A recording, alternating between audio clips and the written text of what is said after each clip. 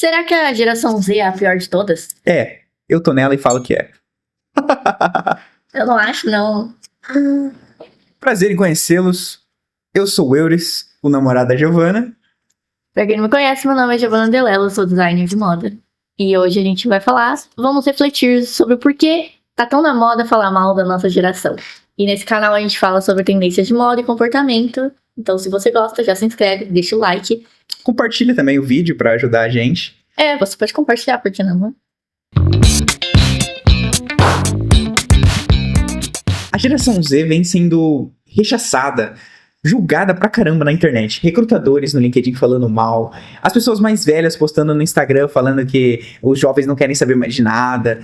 E disso aí gerou memes, gerou críticas, gerou estudos. Algumas pesquisas apontam que a geração Z é mais tolerante, são ágeis, multitarefas.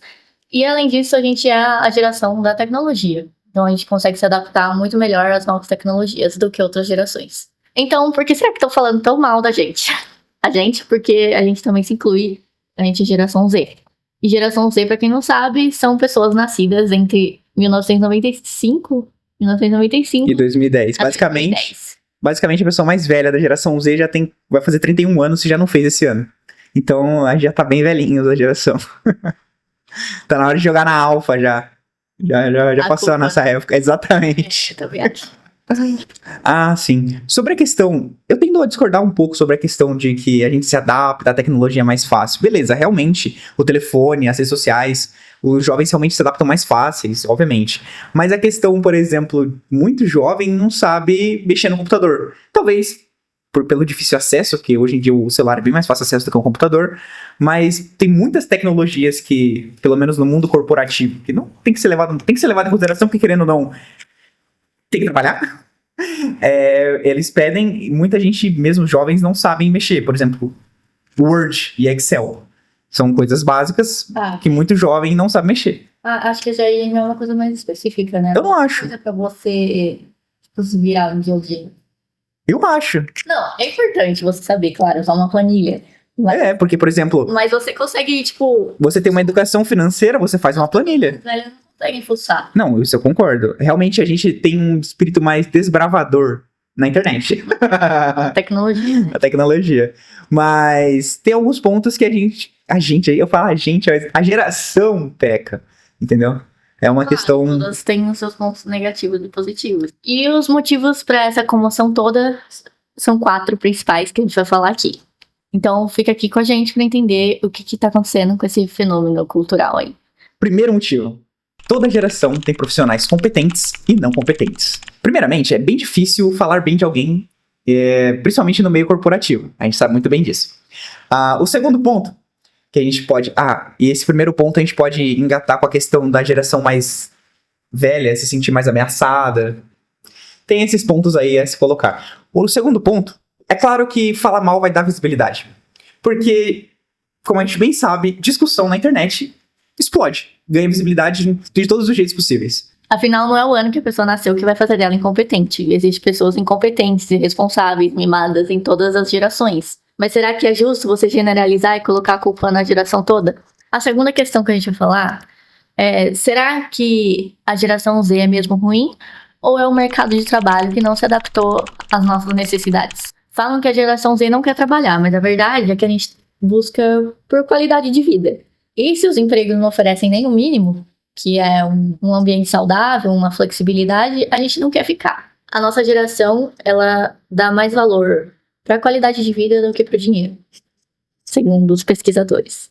Exato. Você vai discordar. Mas... Exato, assim, é uma generalização também. A gente vive generalizando as coisas e não necessariamente. Você pode ser geração Z e não se encaixar no que as pesquisas falam. Exatamente. Mas é um comportamento generalizado da geração. Essa geração Z, ela é diferente da anterior, que são os millennials. A maioria de nós não acredita mais em meritocracia. Ou que a gente precisa aguentar de tudo para ter algum valor. E uma coisa que a gente tem também é um senso de urgência para nossas expectativas. Então, isso contribui no fato da gente não aceitar, não querer ficar num lugar que não corresponde às nossas expectativas. A geração Z, ela reconhece seu valor e impõe seus limites. E o mundo corporativo não estava preparado para isso. É muito mais fácil esse mundo corporativo culpar uma geração inteira de algo do que se adaptar à geração. Se bem que, eventualmente, a gente vai ser a geração dominante do mercado de trabalho. Então, fé que até lá tudo se adapte. Tá tendo as discussões já, né, diminuir as horas de trabalho. Exato. Na Europa, por exemplo, 4x3. Sonho. A pesquisa que eu li também estava falando que a gente proporciona mudanças na sociedade. Eu acho que toda geração que chega faz isso. Sim. Eu acho que isso é uma mudança que a geração Z está trazendo para a sociedade, que é o mercado de trabalho. O que acontece é que os anos passam, a época muda e os contratantes querem pagar o mesmo valor, os mesmos benefícios de 30 anos atrás, que hoje em dia você percebe que nem são mais benefícios. Um dia desse eu vi uma placa escrita assim, benefícios, embaixo. 5x2, né? Vamos combinar? Tem um artigo numa revista do MIT de negócios que fala sobre as tendências de comportamento que vão moldar a sociedade até 2035. E eu trouxe algumas aqui que se encaixam nisso que a gente está falando, que eu achei bem interessante. O primeiro ponto da revista é maior exigência e maior cobranças. Obviamente, impulsionada pela nossa geração, que é a geração dos mais jovens, mas não só apenas por ela. Começou mais a cobrança em relação ao meio ambiente e atitudes que se preocupem mais com a humanidade. E segundo ponto é intergeracionalidade. O segundo ponto é a Generacionalidade. Errou.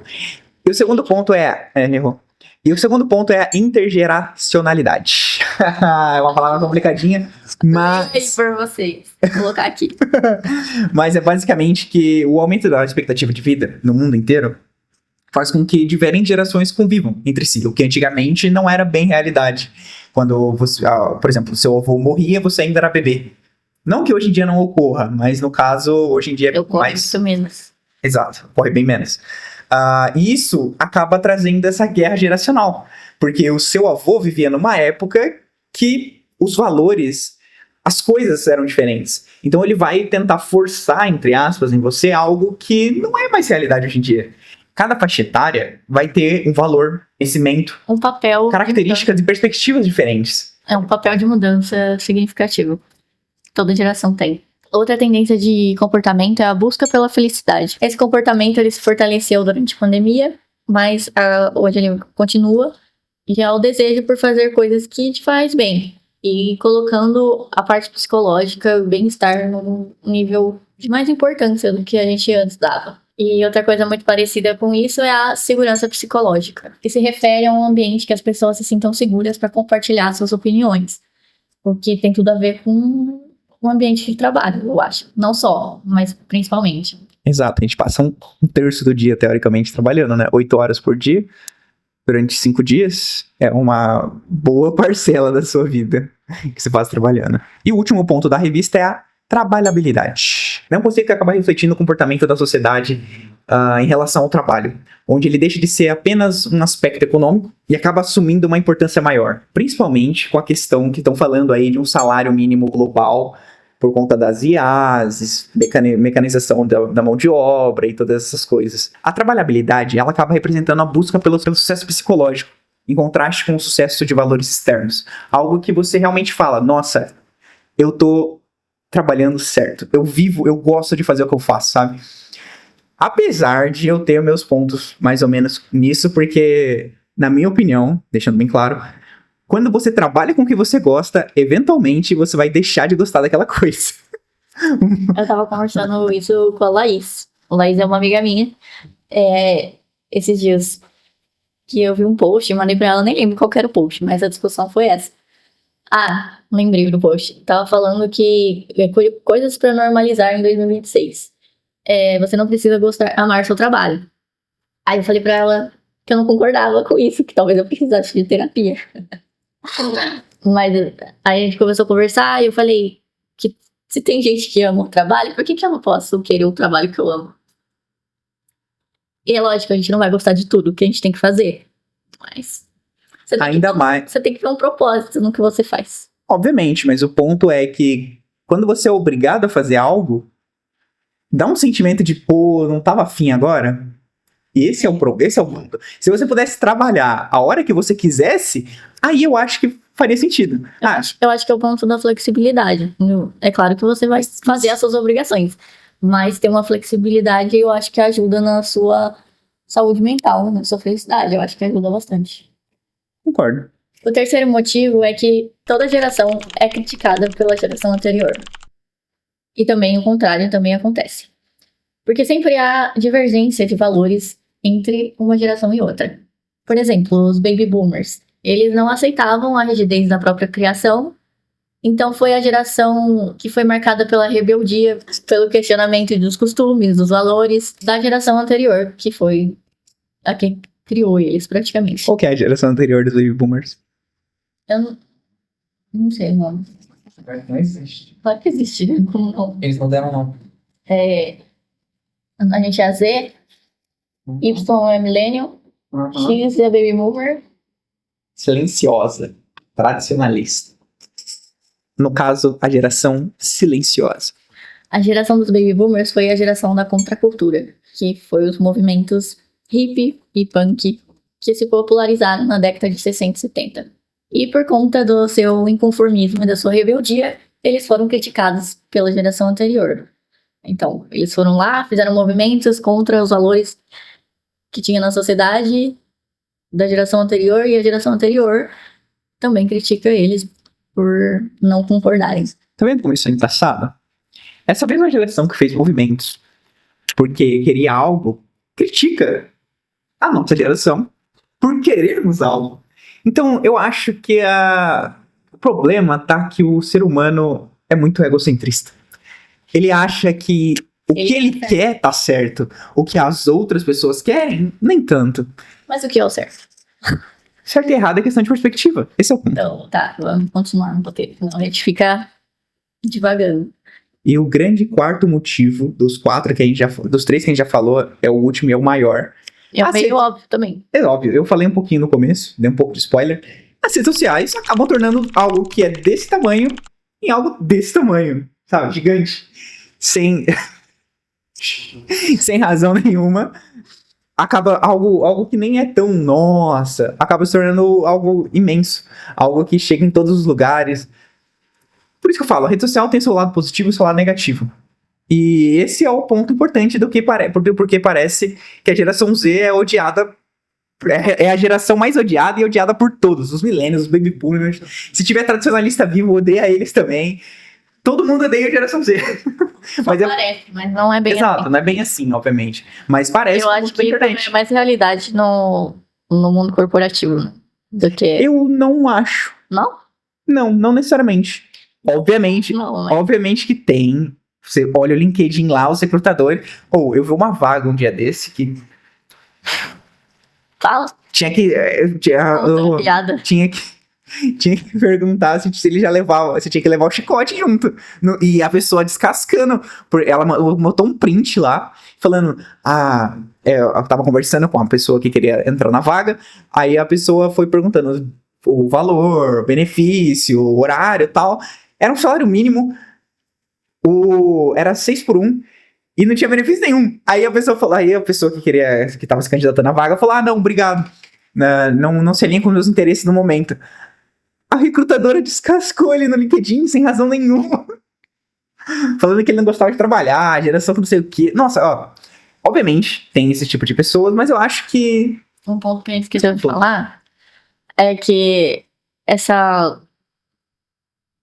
toda essa comoção de falar mal da geração Z, eu acho que prejudica um pouco quem tá precisando trabalhar, porque muitas empresas estão falando, não, eu não vou contratar a geração Z.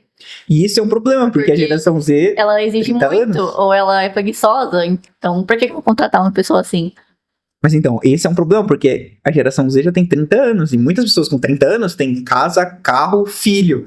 Se não forem contratadas, acaba o negócio ficando complicado. Mas existe gente profissional ruim em toda a idade. Eu acho que qualquer pessoa que já trabalhou em qualquer lugar sabe disso. Concordo. Outro ponto muito importante a ressaltar nesse vídeo é que, apesar de cada geração ser colocada em uma caixinha, existem algumas nuances, existem divergências, mas existem também convergências. E também existem subculturas. Isso é muito importante para a questão do marketing das marcas. É importante que as marcas saibam nichar, saber com qual subcultura está falando. Afinal, essa geração é contra rótulos e estereótipos. Uma coisa que a gente já falou um pouco no começo, no meio, está sempre falando, mas é bom deixar bem claro. Não só a geração Z, os millennials, baby boomers, tradicionalistas, A, B, C, D, W, alfa, beta, gama, blá, blá, blá, blá, blá, blá. Nenhuma delas você consegue generalizar todo mundo. Não tem como você generalizar milhões, bilhões de pessoas numa caixinha e falar que elas são aquilo. Por exemplo, pessoas que nasceram em 95 acabam tendo muito contato com a geração dos millennials ainda. E as pessoas que nasceram em 2010 acabam tendo mais contato com a geração dos alfas. As gerações são divididas mais pelo momento que o mundo está passando economicamente, Tecnologicamente. enfim. Então, é uma divisão, mas você pode ser que não se encaixe, tá tudo bem. Exato, você pode ser uma pessoa da geração Z, mas deixe sua opinião nos comentários. Repito, deixe seu like, se inscreva no canal e se prepare que semana que vem tem mais. Tchau. Até mais.